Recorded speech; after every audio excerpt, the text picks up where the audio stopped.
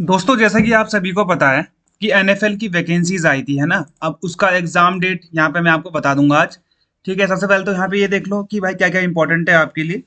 तो ये जो एनएफएल का एग्जाम है ना, इसमें आपकी टोटल 108 पोस्ट थी। ओके। यहाँ पे सबसे इम्पोर्टेंट क्या है कि हम लोग किसका कर रहे थे।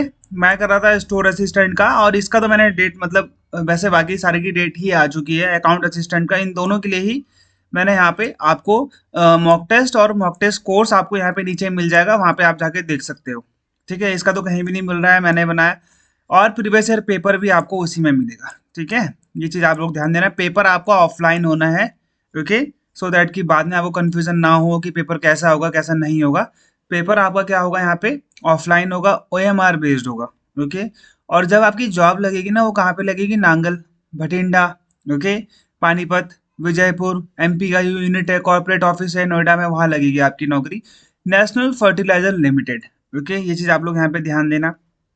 अब यहाँ पे जो डिटेल्स हैं कैंडिडेट की, वो क्या थी कि यहाँ पे जो आपका ये नोटिफिकेशन था, ये तो आपको मिल जाएगा, कैसे कैसे मिलेगा यहाँ पे इन्होंने बता रखा है। कट ऑफ डेट क्या है आपकी एलिजिबिलिटी के लिए, सभी के लिए, जैसे कि आपका SC ST सर्टिफिकेट है 10-12 का है, उसके लिए 30/9/2024 थी।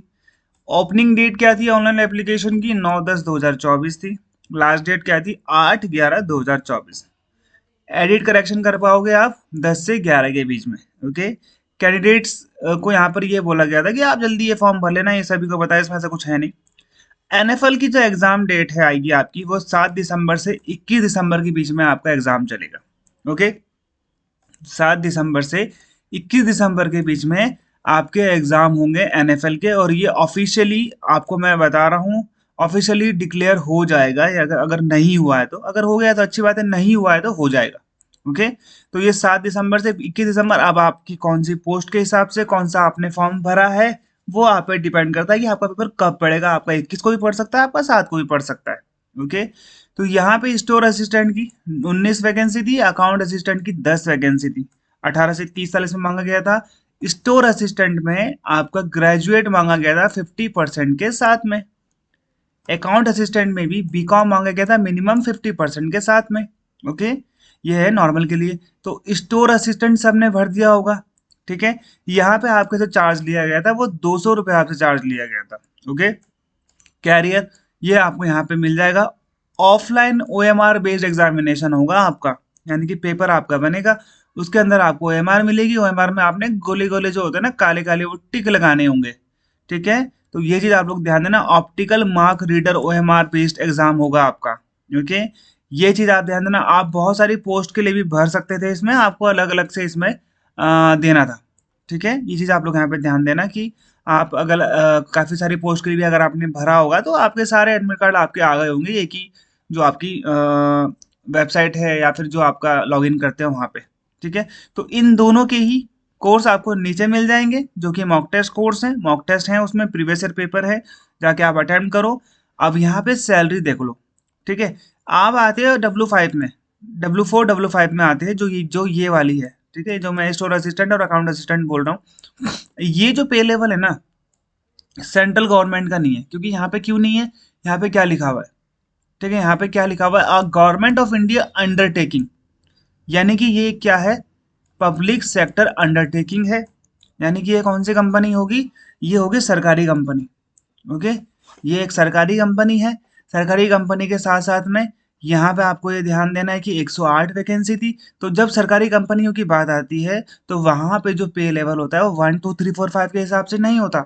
वहाँ पे लेवल होता है W0, W1, W2, ये सबसे लो लेवल है। किसी किसी भी पब्लिक सेक्टर, ये सारे के सारे जो पब्लिक सेक्टर कंपनीज होंगी ना, HPCL हो गया, CIL हो गया, कोल इंडिया लिमिटेड बोलते हैं ना, HPCL हो गया, HAL हो गया, जो भी हमारी कंपनीज है, कोल इंडिया, सेल इंडिया, जितनी भी हैं, ONGC हो गया, जितनी भी हमारी कंपनीज हैं, सरकारी कंपनीज हैं। ओके। उनका जो पे लेवल होगा वो ये होगा। चाहे वो आपका NFL हो, चाहे वो आपका HAL हो, चाहे वो आपका ONGC हो, चाहे वो आपका कुछ भी हो, जो भी सरकारी कंपनी होगी वो इनका इससे आएगा। तो आप 4 या 5 लेवल में आते हो, तो आपकी यहाँ पे सैलरी 22 स्टार से स्टार्ट होगी, 22,000 से, और 85,000 तक यहाँ पे जाती है। W5 में आपका 22,500 से 1 लाख के बीच में है। तो यहाँ पे आपका इन दोनों में कहीं पड़ती है ये वाली जो दोनों पोस्ट है, ये आपका असिस्टेंट में आता है। जैसे यहाँ पे आपको एग्जाम के वक्त क्या क्या चाहिए था मैंने आपको उस टाइम भी बताया था। और सबसे इम्पोर्टेंट चीज, ओके, यहाँ पे सबसे इम्पोर्टेंट क्या है कि जो आपका ओएमआर बेस्ड है ना, ये ऑफलाइन पेपर जो होगा ये कहाँ पे होगा, ये चीज ध्यान देखना। झारखंड के रांची में होगा बस, उत्तर प्रदेश के लखनऊ में होगा, चंडीगढ़ के चंडीगढ़ में इस शहर में होगा, छत्तीसगढ़ में सिर्फ रायपुर में होगा, दिल्ली में न्यू दिल्ली में होगा, उत्तर प्रदेश में एक और जगह होना है नोएडा में, कर्नाटका में आपका बेंगलुरु में होगा, मध्य प्रदेश में आपका भोपाल में होगा, गुजरात वालों का अहमदाबाद में होगा, तेलंगाना वालों का हैदराबाद में होगा, तमिलनाडु वालों का कोच्चि होगा, और तमिलनाडु वालों का चेन्नई होगा, केरला वालों का कोच्चि होगा, राजस्थान वालों का जयपुर होगा, महाराष्ट्र वालों का मुंबई होगा, असम वालों का गुवाहाटी होगा, वेस्ट बंगाल का कोलकाता होगा, जेएनके वालों का जम्मू में होगा, ओडिशा वालों का भुवनेश्वर होगा, आंध्र प्रदेश वालों का अमरावती या फिर विजयवाड़ा, इनमें से एक जगह पड़ेगा। ठीक है, ये चीज आप लोग यहाँ पे ध्यान देना। बिहार का पटना में होगा, मध्य प्रदेश का ग्वालियर में होगा, इसमें देखो उत्तराखंड का कहीं भी नहीं है। ओके, उत्तराखंड वाले कहाँ पे देने जाएंगे, उनका कहीं आसपास पड़ेगा, कहीं नोएडा पड़ेगा उनका। मैक्सिमम यहाँ पे जो उत्तराखंड वाले होते हैं तो उनका नोएडा पड़ता है। ठीक है, जैसे कि नोएडा ज़्यादा पास है उत्तराखंड से, बाकी तो जयपुर भी ज़्यादा पास है, ऐसी कोई बात तो है नहीं। ठीक है, तो यहाँ पर ये चीज़ आप लोग ध्यान देना है कि कैंडिडेट जो होते हैं उनको अपनी दो प्रेफरेंस जो उन्होंने भरी होगी उसी के हिसाब से उनको यहाँ पे सेंटर मिला होगा, उनको दिया होगा भरने के लिए। जैसे उत्तराखंड वाले वो न्यू दिल्ली भरेंगे या फिर नोएडा भरेंगे। अब जिसको घूमने जाना होगा तो भाई वो लखनऊ भी भर सकता है, झांसी भी भर सकता है, इसमें ऐसे कोई प्रॉब्लम नहीं है। तो यहाँ पे नोएडा हो गया और न्यू दिल्ली हो गया, ये दो चीजें आपको यहाँ पे ध्यान देनी है। ओके, ओएमआर बेस्ड आपका एग्जाम होगा, दो पार्ट में होगा। ओके, एक होगा आपका डिसिप्लिन रिलेटेड, एक होगा आपका एप्टीट्यूड रिलेटेड। अब यहाँ पे ना मैंने बहुत सारे लोग देखे आपको गलत गलत बता रहे हैं सब लोग। भाई यहाँ पे जो इसका मिक्सचर आता है ना, ये मिक्सचर बहुत बहुत टेढ़ा आता है। ये इसके मतलब क्वेश्चन ऐसा मत समझना कि आप लोग बहुत सिंपल है आप कर लोगे।